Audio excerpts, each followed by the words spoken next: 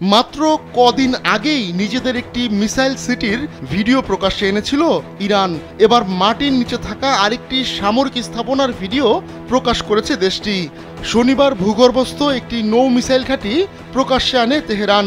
সোমবার দ্বিতীয় দফায় মার্কিন প্রেসিডেন্ট হিসেবে ডোনাল্ড ট্রাম্প শপথ নেওয়ার আগে ইরান এমন দুঃসাহস দেখালো।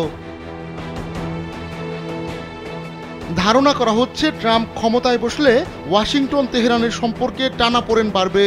এমনকি ইরানি নেতৃত্বের মধ্যে এই ধারণা দৃঢ় হয়েছে যে ইসরায়েলি প্রধানমন্ত্রী বেনিয়ামিন নেতানিয়াহুকে আগের চেয়ে বেশি শক্তিশালী করে তুলবেন ট্রাম্প। এতে ইরানের পরমাণু স্থাপনায় হামলার ফ্রি লাইসেন্স পাবেন নেতানিয়াহু।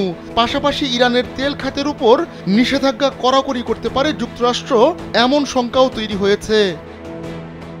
এবার ব্যাংকও আপনার হাতের মুঠোয়। Balance transfer, mobile recharge, bill pay থেকে শুরু করে যা চান সব হবে এক মুহূর্তে। NRBC planet. ভিডিও ফুটেজে দেখা যায় ইরানের ইসলামী বিপ্লবী গার্ড বাহিনীর প্রধান জেনারেল হুসেইন সালামি গোপন ওই ঘাঁটি ঘুরে দেখছেন। এ সময় তাকে বলতে শোনা যায় এমন আরও বেশ কয়েকটি ভূগর্ভস্থ ঘাঁটি রয়েছে তাদের। এসব ঘাঁটিতে জলযান রাখার ব্যবস্থা রয়েছে।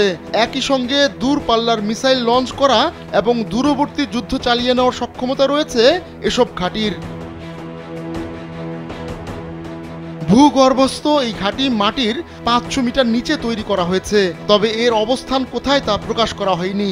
ভিডিওতে ইরানের নতুন ভার্সনের তারেক ক্লাসের রাডার ফাঁকি দিতে সক্ষম স্পিড বোট দেখা যায়। এসব স্পিড বোটের বিশেষত্ব হচ্ছে এগুলো ক্রুজ মিসাইল ছুটতে পারে।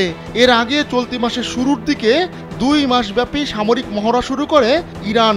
দেশটির পারমাণবিক স্থাপনায় সম্ভাব্য হামলা ঠেকানোর লক্ষ্যেই চালানো হচ্ছে এই মহড়া। ইসরায়েল বরাবরই অভিযোগ করে আসছে গোপনে পরমাণু কর্মসূচি চালাচ্ছে ইরান।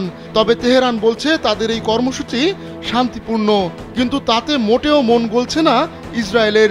এমত অবস্থায় হোয়াইট হাউসের মালিক বদল হওয়া ও ইসরায়েলের সাম্প্রতিক কর্মকাণ্ডে উদ্বিগ্ন হয়ে পড়েছে ইরান।